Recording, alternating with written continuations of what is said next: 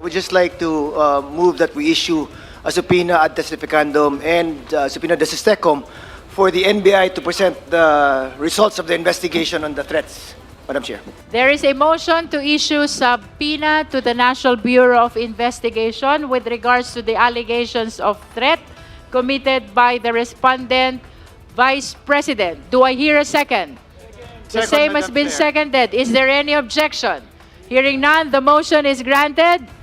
The committee is directed to issue the necessary subpoena, duces tecum, and subpoena ad testificandum to the National Bureau of Investigation. May kinausap na ako na tao. Sinabi ko sa kanya, kapag pinatay ako, patayin mo si BBM, si Lisa Araneta, at si Martin Romualdez. No joke. Alam namin na meron talagang kinausap, but we want to find out who is that person. It's a continuing investigation. Hinahanap pa rin natin what we know.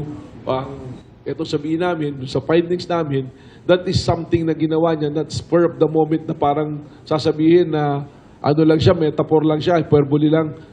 That is planned, actually. Meron po the other day, habang naka-live yung event, nagsasalita si Presidente, nag-post ng COVID doon, nabarilin na yan. Once we get him, charges will be filed. Dalawang grounds po ang lumalabas dito po sa threat, no? Unang-una, culpable violation of the Constitution. Sa kanilang oath of office, maliwanag na sinasabi po nila na susunod po sila sa ating saligang batas, which is yung ating Constitution, at sa lahat ng mga batas. Pangalawa po, betrayal of public trust. Dahil ang Pangulo po natin ay hinalal ng taong bayan.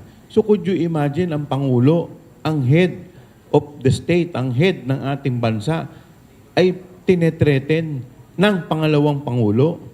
So hindi po ba pagbebetrayan ng tiwala ng taong bayan? Tinanong si Chua, paano kung mag-resign ang bise bago matapos ang buong proseso ng impeachment?